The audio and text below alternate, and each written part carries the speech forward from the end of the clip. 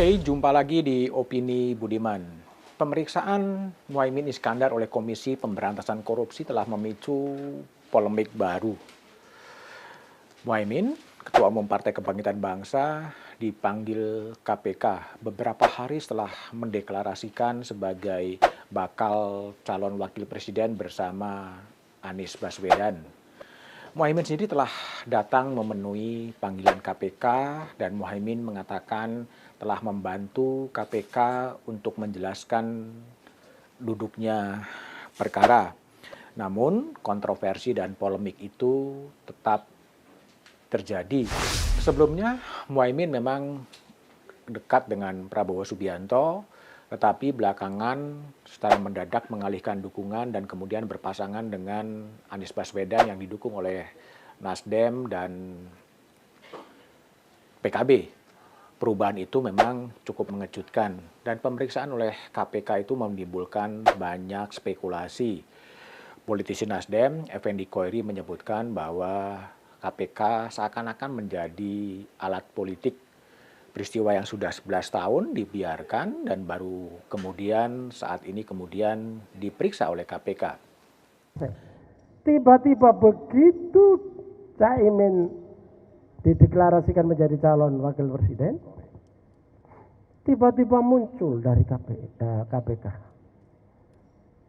Terus kita yang waras, yang sehat walafiat, masa mengikuti begitu saja pikiran dari KPK? Tentu ada pikiran yang berbeda. Ini ada apa ini? Ini betul proses hukum atau ini politik? KPK betul menjadi alat penegak hukum dalam konteks pemberantasan korupsi atau dia menjadi alat politik? Kekhawatiran dari Effendi Koiri tentunya bisa dipahami. Sebaliknya, juru bicara KPK Ali Fikri mengatakan tidak ada masalah politik di situ. Itu semata-mata untuk menjernihkan persoalan. Hal yang sama juga disampaikan oleh Menko Polhukam Mahfud MD bahwa pemeriksaan KPK itu adalah pemeriksaan untuk meminta keterangan.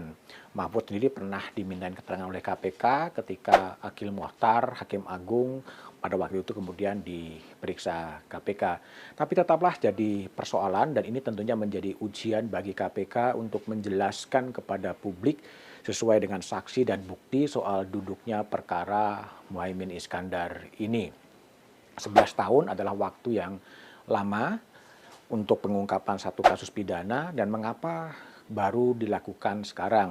Pertanyaan-pertanyaan itu adalah wajar-wajar saja. Jadi kasusnya terjadi ketika Muhaimin Iskandar duduk sebagai Menteri Tenaga Kerja pada era SBY dan kemudian terjadilah peristiwa dugaan korupsi itu. Muhaimin telah datang dan menjelaskan semuanya. Hal ini tetap menimbulkan persoalan karena lamanya kasus tersebut. Dalam hukum ada istilah justice delay, justice denied. Keadilan yang kemudian tertunda mengakibatkan ketidakadilan baru.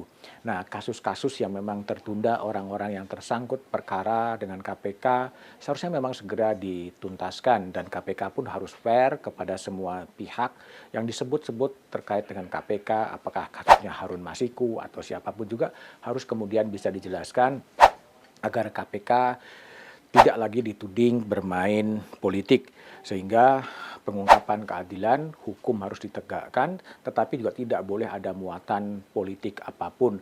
Selama orang kemudian terjerat dalam kasus hukum, bisa saja yang kemudian terjadi adalah orang-orang itu seakan menjadi sandera, seakan-akan menjadi tahanan luar yang tidak bebas bergerak dan satu persatu dalam kasus apapun kemudian bisa dimanfaatkan. Dan itu adalah proses penegakan hukum yang tidak fair yang terjadi.